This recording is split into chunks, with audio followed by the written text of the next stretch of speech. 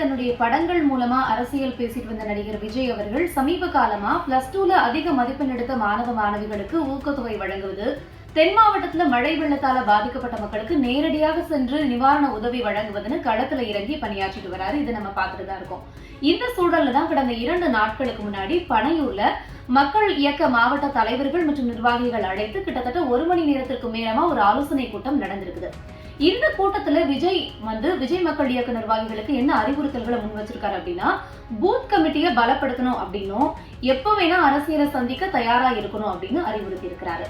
இந்த சூழல்ல இந்த விஜய் மக்கள் இயக்கத்தை அரசியல் கட்சியா பதிவு பண்றதற்கு டெல்லிக்கு செல்ல இருப்பதாகவும் ஒரு தகவலானது வெளியாகி இருக்குது. கிட்டத்தட்ட பிப்ரவரி மாதத்துல கட்சியுடைய பெயர், சின்னம், கொடி இதெல்லாம் அறிமுகப்படுத்தப்படும் அப்படின்னு தெரிவிக்கப்பட்டிருக்கு. சோ இந்த சூழல்ல 2024ஆம் ஆண்டு அரசியல்ல விஜய் அவர்கள் களமிறங்கினாங்கன்னா உங்களுக்கு சாத்தியமா இருக்குமா இல்ல பாதகமா இருக்குமா அப்படின்றது தொடர்பாக நம்ம மூத்த பத்திரிகையாளர் கல்கி பிரியன் அவர்கள் பல்வேறு கருத்துக்களை நம்மளோட பகிர்ந்திருக்காரு. அதை நம்ம பார்க்கலாம். சார், இந்த விஜய் மக்கள் இயக்கம் அரசியல் கட்சியா பதிவு செய்ய இருப்பதா ஒரு தகவல் வெளியாயிருக்கு சார். இதுல உங்களுடைய பார்வை என்னவா சார் இருக்கு? அதாவது விஜய் ஏற்கனவே கடந்த 1 வருஷமா பாத்தீங்கன்னா அவருடைய ரசிகர் மன்றம், அவருடைய மக்கள் மன்றம் பல்வேறு விதமான நலப்பணிகளில் ஈடுபட்டு வந்துட்டு இருக்கு. அப்புறம் பெரிய பெரிய தலைவரோட விழாக்கள் எல்லாம் கொண்டாடிட்டு இருக்காங்க. அப்புறம் அங்கங்க அன்னதானம் அந்த மாதிரி விஷயங்கள், அப்புறம் கல்விக்கடன் இது பசங்களுக்கு கல்வி உதவி செய்யறது, கல்விக்கான நிதி உதவி செய்யறது போன்ற பல விஷயங்களை வந்திருக்காங்க. இது தொடர்ந்து அவர் 2009 கிட்டத்தட்ட அவருக்கு இந்த தனி கட்சி ஆரம்பிக்க போறாருன்ற வதந்திகள் தொடர்ந்து வந்துட்டு இருக்கிறத பாக்குறோம். அவர் பல்வேறு படங்கள்ல அவர் சென்ட்ரல் கவர்மெண்ட் எதிர்த்து சர்ச்சைக்குரியமான வசனங்கள்லாம் வச்சாரு. அதனால ராஜா அவரை ஜோசப் விஜயன்லாம் கூப்பிட்டதை நம்ம பார்த்தோம். நம்ம அப்புறம் 21 தேர்தலில் ஓட்டு போடும்போது கருப்பு சேப்பு சைக்கிள்ல போனாரு. பாட்டு ரிலீஸ் பண்ணும்போதெல்லாம் சர்ச்சைக்குரிய பல கருத்துக்களை பேசுறாரு. இந்த மாதிரி பேசிட்டு இருக்கும்போது அவர் கட்சி ஆரம்பிக்க போறாரு அப்படின்ற தொடர்ந்து அந்த வர பேச்சுக்கள் இருக்குல்ல, அவருக்கான ஸ்பேஸ் என்ன, தமிழ்நாட்டு அரசியல் அவருக்கான இடம் எங்க இருக்கு அப்படின்றது ஒரு முக்கியமான பாயிண்ட். அதுலதான் அவர் என்ன ஒர்க் பண்றாருன்னு நமக்கு தெரியாது. இப்ப இருக்கிற திமுக ஆட்சியை அகற்றணுமா இருக்கணுமான்ற பாயிண்ட், அதுக்கு 26ல தான் பதில் கிடைக்கும். சரி, மோடி ஆட்சி இருக்கணுமா அகற்றணுமா அப்படின்ற ஒரு கேள்வி இம்மிடியா 24ல வருது. 24ல நீங்க கட்சி ஆரம்பிக்க போறீங்களா, 24ல நீங்க போட்டி போட போறீங்களா? அப்படின்னா போட்டி போடுறதுன்னா மோடி இருக்கணுமா வேண்டாமா, உங்களுடைய பாயிண்ட் என்ன? வரப்போற தேர்தலோட முக்கியமான அம்சமே மோடி ஆட்சி கண்டினியூ பண்ணணுமா வேண்டாமா. தமிழ்நாட்டுல 2 அணி இருக்கும், ஒன்னு பாஜக அணி, இன்னொன்னு திமுக அணி. 3வதா சீமான் மோடி வேண்டாம்னு சொல்றாரு, இதுல இருக்காரு, தனியா இருக்காரு. உங்களுடைய பாயிண்ட் என்ன? திமுக பத்தியோ மோடி கவர்மெண்ட் பத்தியோ, நீங்க திமுக பத்தி கூட லேட்டா டிசைட் பண்ணிக்கலாம்.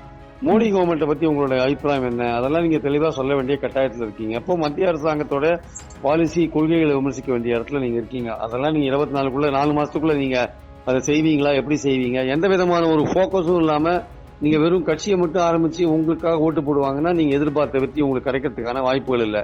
எதை நீங்க போக்கஸா வச்சு, உங்களுக்கு ஸ்டேட் கவர்மெண்டா இல்ல சென்ட்ரலா? வரப்போறது சென்ட்ரல் எலெக்ஷன், இதுல போட்டி போடுறதுனா மோடி வேணுமா வேண்டாமா? இந்த மாதிரி பல விஷயங்கள் இருக்கு. இந்த 4 மாச காலத்துக்குள்ள அவர் முடிவெடுப்பாரு எனக்கு டவுட்டா இருக்கு. அவருடைய நோக்கம் 26 நோக்கி போறதா தான் இருக்கும். சப்போஸ் இந்த 24 தேர்தலில் அதிமுக தனியா போட்டி போட்டு படுதோல்வி அடைஞ்சதுன்னா அந்த ஸ்பேஸ் அவர் பிடிக்கலான்னு கூட ட்ரை பண்ணலாம். அதே மாதிரி பாத்தீங்கன்னா 24க்கு அப்புறம் 26 நோக்கி போகும்போது சீமானோட ஒரு கூட்டு சேர்ந்தாருன்னா அது ஒரு பலமான அணியா மாறதுக்கான வாய்ப்புகள் இருக்கு. சோ 24 அவருடைய நோக்கமா இருக்கிறதுக்கான வாய்ப்புகள் இல்ல. ஏன்னா 24 அவர் மோடி வேண்டுமா வேண்டாமான்ற ஒரு விஷயத்துக்குள்ள உள்ள போய் மாட்டிக்க மாட்டார் நான் நினைக்கிறேன். ஏன்னா மாட்டினார்னா அவருக்கு மோடி மீண்டும் ஆட்சிக்கு வந்தால் பல விதமான பிரச்சனைகளை சந்திப்பாரு. அதனால அவர் 26 நோக்கி தான் போவார். இப்ப கட்சியெல்லாம் பதிவு பண்ணுவாரு, பதிவு பண்ணிட்டு மெதுவா வேலை செய்வாரு. 24 அவர் எந்த விதத்திலையும் தேர்தலில் பங்கு கொள்ள மாட்டார் என்பது என்னுடைய கருத்து. அவருடைய அந்த தொலைநோக்கு திட்டம் என்னன்னு அவர் இன்னும் தெரிவிக்கவே இல்லை. ஆக்சுவலா தொலைநோக்கு திட்டம் இல்ல, திட்டம் என்னன்னே தெரிவிக்கல. அதனால அவர் கட்சி ஆரம்பிக்கலாம். ஆரம்பிச்ச பிறகு அவருடைய நோக்கத்தை சொன்னாதான் அவர் அடுத்தபடியா என்ன பிளான் பண்றாருன்னு நமக்கு தெரியும். என்னை பொறுத்தவரையும் 24 வரமாட்டார், 26 தான் வருவார் என்பது என்னுடைய கருத்து. சார், அதான் நீங்க ஏற்கனவே சொன்ன மாதிரிதான் ஏப்ரல்ல தேர்தல் நடக்கும் அப்படின்னு ஒரு சூழல் நிலவிட்டு வரும்போது இந்த 1 மாசத்துல கட்சி நிர்வாகிகளை நியமிக்கிறது எந்த அளவுக்கு சாத்தியம் அப்படிங்கிறது தெரியல. மக்களவை தேர்தலில் விஜய் தொடங்க இருக்கக்கூடிய அந்த அரசியல் கட்சிக்கு எந்த அளவுக்கு கை கொடுக்கும், இல்ல 2026 சட்டமன்ற தேர்தலுக்கு ஒரு முன்னோட்டமா அதை எடுத்துக்கிறாரு விஜய் அப்படின்னு நம்ம பார்க்கலாமா சார்?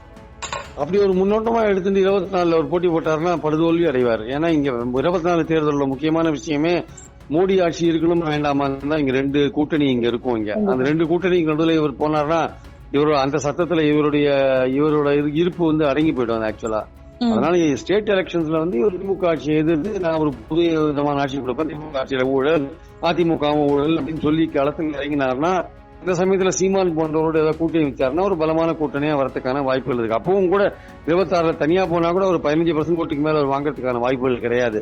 அதனால பாயிண்ட் என்னன்னா வந்து 24 அவருக்கு ரூல்ட் அவுட். 24 முதல்ல அவருக்கு மோடியை எதிர்க்கிறதுக்கு தைரியம் வேணும். திமுக அரசை குறை சொல்லி நீங்க ஓட்டு வாங்க முடியாது 24. இது மத்திய அரசுக்கான ஒரு தேர்தல். அதனால வந்து அதுல நீங்க இப்ப எடப்பாடிக்கும் அதே பிரச்சனை தான். அவர் பாஜகவோட சேராட்டி தனியா நின்றாருன்னா அவருக்கும் வந்து மோடி வேணுமா வேண்டாமான்ற கேள்விக்கு பதில் சொல்ல வேண்டியிருக்கும். அவர் சும்மா திமுக அரசாங்கத்தை பத்தி விமர்சனம் பண்ணா அதுக்கெல்லாம் ஓட்டு போட மாட்டாங்க. வரப்போற தேர்தல் மோடி இருக்கணுமா வேண்டாமான்ற தேர்தல். அந்த போக்கஸ்ல இருந்து நீங்க வெளியில போனீங்கன்னா உங்களுக்கு ஓட்டு கிடைக்கிறதுக்கு வாய்ப்பு இல்லை. இதுவே தான் விஜய்க்கும் அப்ளை ஆகும்.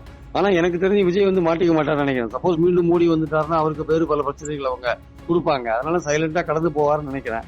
26 ஒரு முயற்சி பண்ணுவார், முயற்சி பண்ணலாம், சீரியஸா இருந்தா முயற்சி பண்ணலாம். அவரு ஏன்னா அவர் இன்னொரு முக்கியமான பாயிண்ட் இருக்குங்க. அவர் வந்து ரஜினி மாதிரி கிடையாது. ரஜினிக்கு வயசாகி போயிட்டு இன்னும் வருஷத்துக்கு ஒரு படம் நடிச்சுட்டு இருக்காரு.